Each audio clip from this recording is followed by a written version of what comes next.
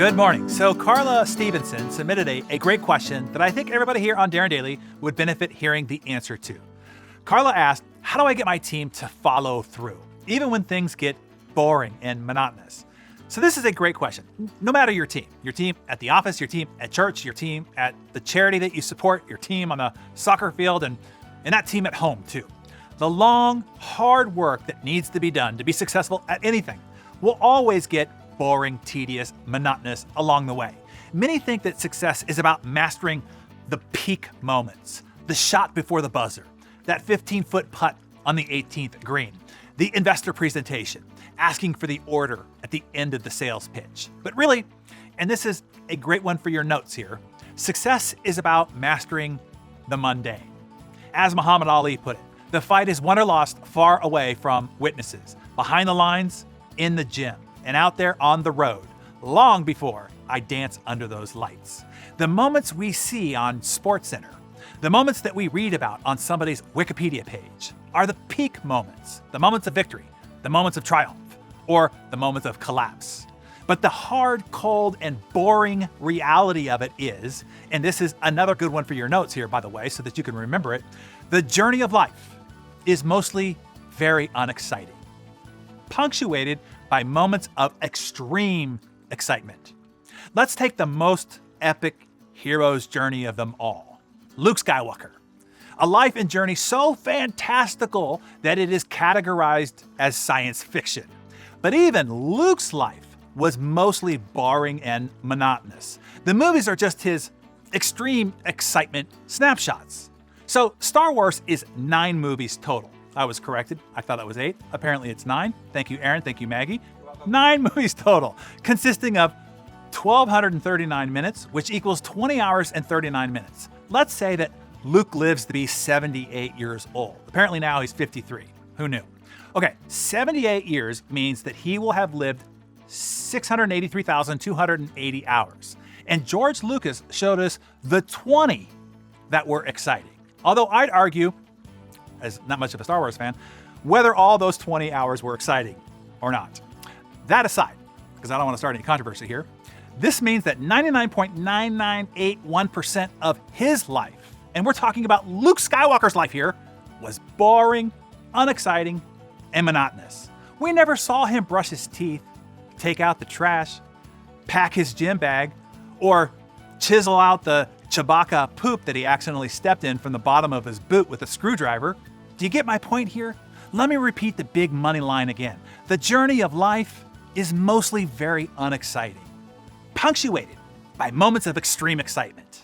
And it is what you do and how you operate during that long, arduous, boring, and monotonous time that will determine how prepared you are for those moments of extreme excitement. Here's another great line for your notes. What you do in the dark shines in the light.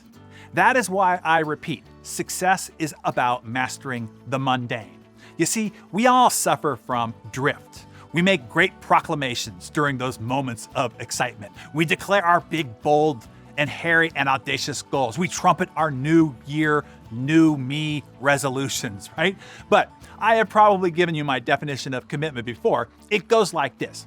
Commitment is doing the thing you said you were going to do, long after the mood that you set it in has left you. Commitment is tested and revealed in the mundane moments. We all suffer from drift. We all struggle to stay on track, especially when it gets boring. You struggle with it or you struggle through it. Every great achiever you've ever read about in history books or you see pumping their fist on TV or holding trophies over their head on the covers of magazines or on a box of Wheaties, every one of them struggles with drift. So, if we all struggle, just imagine your team, who have a lot less obsession about your mission than you do. Just imagine your kids, who have a lot less excitement about a clean room, eating healthy, and getting good grades than you do for them. One of the key roles that you have as a leader, to whatever team that you lead, is to be your team's CEO, Chief Emotion Officer. Unfortunately, like it or not, it is up to you to make the boring and mundane exciting again. I am constantly doing this with my team. Many of the campaigns that you have seen me run, we run primarily to emotionally stimulate my team, more than it was actually to campaign our community. Things like the Raven Run. That was done over the summer as a way to focus my team on something fun in order to keep them engaged in their work. The Jumpstart inaugural class. I hustled to put that finishing touches on that because I saw my team needed it to break out of the COVID 2020 melees. The Compound Effect 10-year anniversary with the specific goals and rewards was timed for the end of the summer months.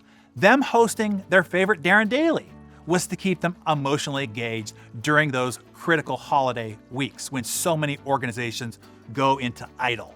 Make no mistake about it, leaders, you are in a competition for attention. You are in a competition for engagement. Either you make what you're doing more interesting, more challenging, and exciting than shopping online, watching YouTube videos, or perusing social media updates, or you will lose much of the capacity of your team to those temptations of drift. And just know, your job is never done. Human beings are a constant rolling emotional roller coaster. Just as soon as you think you've got the coaster headed upward into the sky emotionally, it crests and starts spiraling downward twice as fast. This is the hardest part about being a leader. The people. A friend of mine, Connie Podesta, wrote a book in the 90s called Life Would Be Easy If It Weren't for Other People. Just the same, leadership would be easy if it weren't for other people. That is why you need to learn this skill. Much of what you will learn during the hero's journey is on how to constantly drive, stoke the flames, and stimulate the emotional engagement of your team. And trust me, once you learn how to do this, you can keep any group of humans engaged in your cause, engaged in your goals, mission, or objectives. Even client communities, vendor networks, charity or church donors, and yes, even those ADHD kiddos that you have streaking naked through your house. And now, on to some Friday funnies.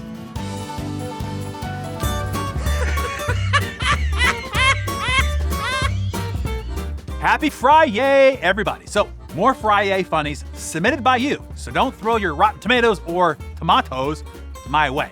This is from Kimberly Larkin Ritter.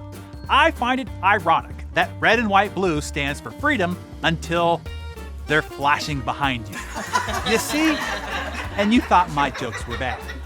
This one is from Maximus Aurelius Bacchus. Now, dude, is that your real name? Parents think they're so hilarious, right? So Maximus wrote, a bear walks into a bar. Bartender asks, what do you have? The bear says, I'll have a bourbon and, Coke. Why the big pause? Asked the bartender. The bear looks down and says, I don't know, I was born with them. Yeah, how do you like me now? Marissa Byram wrote, I lost my job at the bank on my very first day. Why? Asked her friend. A woman asked me to check her balance, so I pushed her over. Ouch. Glad that came from you, Marissa, and not me. I eat. Last one. This one is from Jennifer White Labrie. A blind man is at the store. He picks up his dog by the tail and starts swinging him in circles. The store clerk comes to him and says, Sir, can I help you? The man says, no thanks, I'm just looking around. All right, y'all. Have a great weekend.